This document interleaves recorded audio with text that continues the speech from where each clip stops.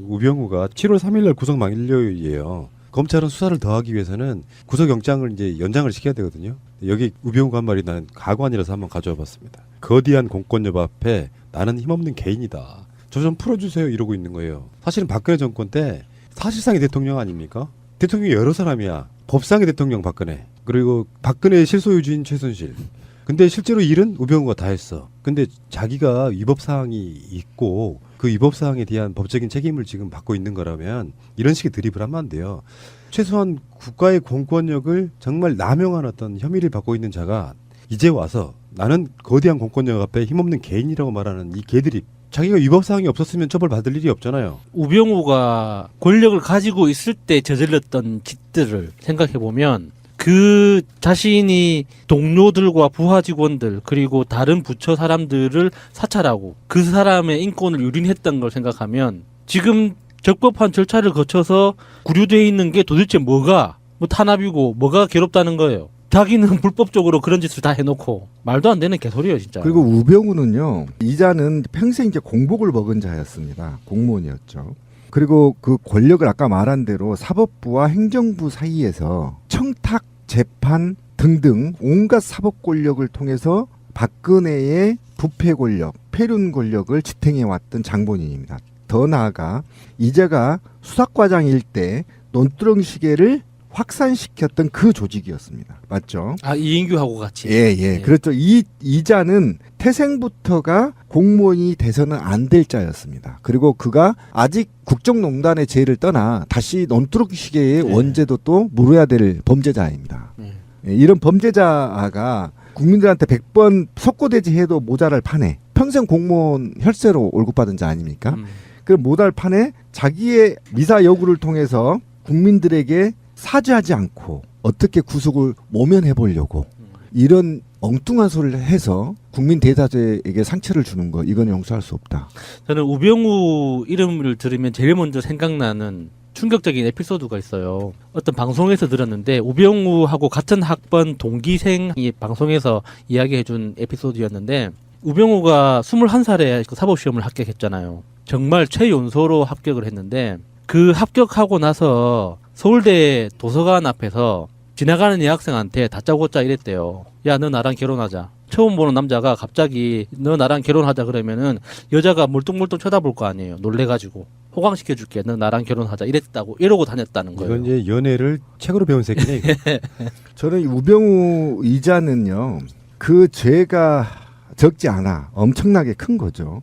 아까 권 PD가 말한 인권을 유린했다고 했잖아요. 온갖 인권을. 근데 검찰은 인권을 보호해야 될 책무가 있잖아요. 첫 번째 임무가 국민의 인권 보호입니다. 검찰에. 예. 그런데 그 인권을 보호하려면 인권을 유린했다는 거잖아요. 이건 엄청난 범죄인데 이건 신비를 중심으로 해서 특별 형벌을 만들어야 돼요. 10년 동안 봉화 논에서 시계만 찾는 거예요. 찾을 때까지 하루 8시간 시계 찾는 거예요.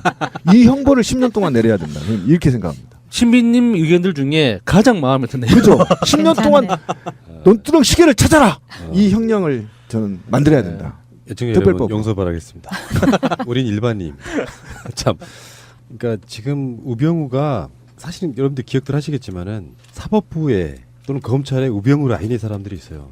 이게 지금 이 재판하고 있는 사람이 누구냐면 차문호 판사예요. 제가 얼마 전에 방송에서 언급한 적이 있는 인물이거든요. 최민희 의원 2심 재판 판사이기도 하고요. 차성한 판사의 사촌형이기도 하고요. 차성한 판사가 상고법원 관련한 그 반대의 의견을 법원 게시판에 썼다고 해서 차문호를 동원해가지고 이제 그걸 회유시키려고 하는 뭐 그런 인물이라서 좀 불안하긴 합니다만 우병우의 이런 어떤 그 유체 이따로 합법. 자기가 했던 짓은 거대한 공권력이었잖아요. 네. 책임을 지면 되는 거야. 근데 문제는 그 사법부에 대한 얘기를 잠깐만 하겠습니다. 양승태 대법원이 이제 여러 가지 사법농단의 것들이 드러나고 있는데 그 중에서 원세훈 재판은요, 우리나라 재판에서 있어서의 가장 광범위한 재판 중에 하나예요. 댓글 사건이나 뭐나 이런 것들을. 그렇죠. 시대의 재판이죠. 근데 재판하다 보면은 이런 게 있거든요. 이 사람을 어떤 죄를 지어가지고 내가 조사해서 검찰이 조사해서 법원에다가 이제 기소를 한단 말이에요. 그러면 공소장이라는 걸 써요. 네. 이러이러한 죄를 지었다라고. 근데 중간에 또 다른 여죄가 막 드러나. 그러면 공소장을 변경할 수가 있거든. 네. 그건 누구나 할 수 있는 거예요. 근데 그거는 이제 법원이 결정하는 경우가 있어요. 그러니까 이 죄가 굉장히 중하다고 생각되면 공소장 변경하는 거 허락해주고 또 정반대로 이게 별 의미가 없다고 생각하면 공소장 변경을 막는 경우도 있긴 합니다. 근데 계속 죄 여죄가 드러났단 말이에요. 근데 요거를 대법원이 나서가지고 공소장 변경하면 안 되게 하는 방법, 공소장을 변경하지 말게 하는 방법, 공소장을 변경하면 뭐가 불리하는 방법들을 구체적으로 논의하고 거기에 대응했다는 것이에요. 그러니까 사법농단의 가장 키워이 중에 하나가 원세훈 재판에 관련돼서 대법원이 어떤 태도를 취했느냐 이런 측면이거든요. 그런데 이 원세훈의 재판이 사실은 부정선거에 정점이 있었거든요. 부정선거인데 정부의 정통성의 문제였었단 말이에요. 그렇기 때문에 굉장히 민감하게 작동이 됐는데 지금 원세훈에 대한 공소장 변경 신청 허가 여부를 대법원이 양승태가 검토했다는 거예요. 이게 이제 핵심이잖아. 아까 원피드 얘기한 대로. 근데 이거는 침해인 겁니다. 불법이에요. 절대 관여할 수 없게 돼 있는데 관여했고요. 그다음 이 결과에 검찰, 재판부까지 다 컨트롤이 가능한 상태에 있었다라는 겁니다. 그다음에 우병우를 통해서 검찰은 조정을 하고 있고요. 그다음에 양승태를 통해서 재판부를 컨트롤했거든요. 그러니까 재판부가 검사와 재판부가 모두 다 청와대에 놀아놨다는 거예요. 그러니까 그 당시에 그 수사팀장이 윤석열 현 그렇죠. 지검장인데 이걸 이제 공소장을 변경하려고 하니까 청와대에서 오다가 일단 검찰에 떨어져요. 변경시키지 마라. 그러니까 그 논란을 보면서 법원에서는 미리 알아서 이거 안 시켜줄 방법을 찾고 있는 거죠. 얼마나 부도덕합니까?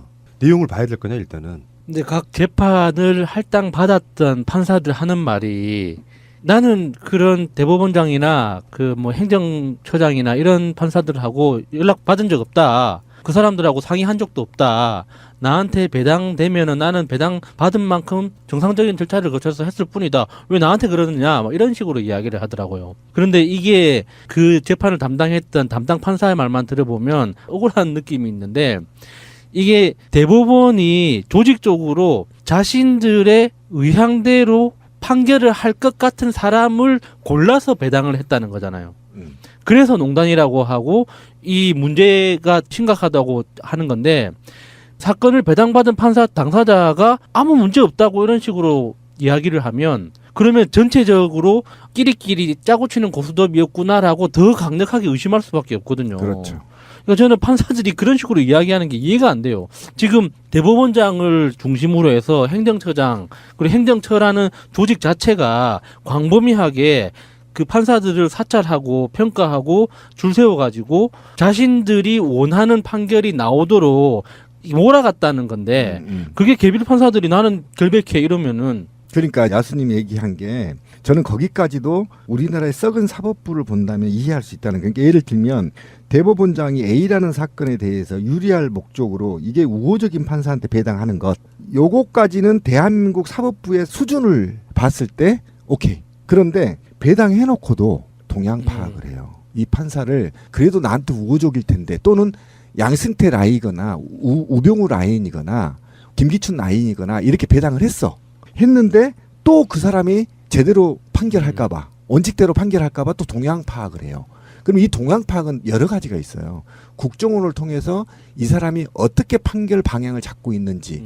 그러면 이 재판부에 이제 실무자들이 있거든요. 이제 우리 조합원들이죠. 전공도 조합원들 예를 들면 거기에 개과장들이 있고 담당자들이 있단 말이에요. 한 팀이 재판부에 네. 대법원에 팀이 있는데 이 팀을 통해서 정보를 빼겠죠.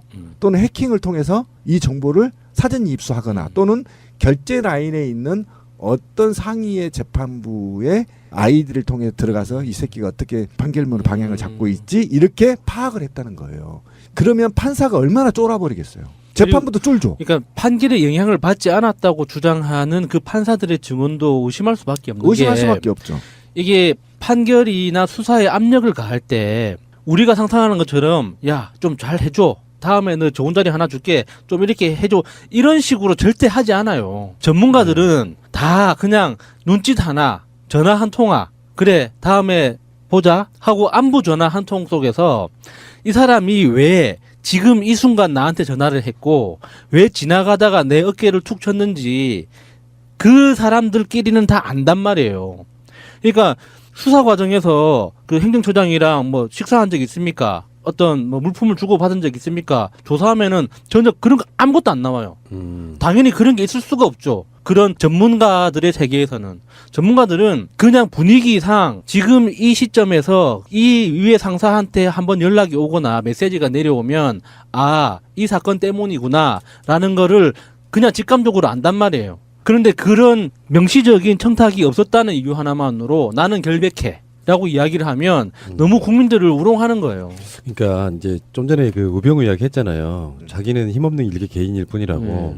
그러니까 예를 들면은 1심에서 원세훈 재판을 해.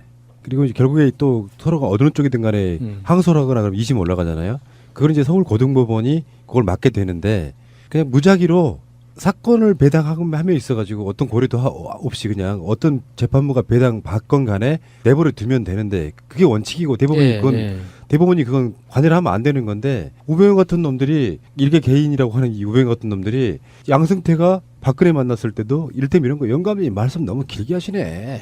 이런 새끼가 그런 식으로 사법부나 검찰 같은 데 압력을 행사해가지고 실제로 고등법원에서 자기들한테 불리한 판결이 나올 만한 사람을 배제하는 방식으로 하려고 했던 시도했다 이런 이야기거든요. 여기에 대법원이 한글을 했으면 멋진 거예요. 근데 대법원이 알아서 야 이거 좀 성향상 이 새끼는 판결이 좀 불리하게 나오겠는데 그럼 내가 박근혜한테 찍히겠는데 이래서 계속 조바심 내면서 성향 파악하고 조사하고 막 이렇게 되는 거란 그렇지. 말이에요. 바로 그거예요. 정말 열받는 거죠. 예. 어쨌건 문재인 대통령이 지금 문재인 대통령의 걸음걸이나 외관으로 드러나는 그런 모습 속에서 취임하기 전에 느껴지는 외향의 모습과 지금 모습 속에서 노동 강도가 보통이 아니구나. 정말 사법 시험을 준비하는 고시생만큼 강도 높게 문서들을 보고 있고 학습을 하고 있다라는 그런 느낌이 들거든요.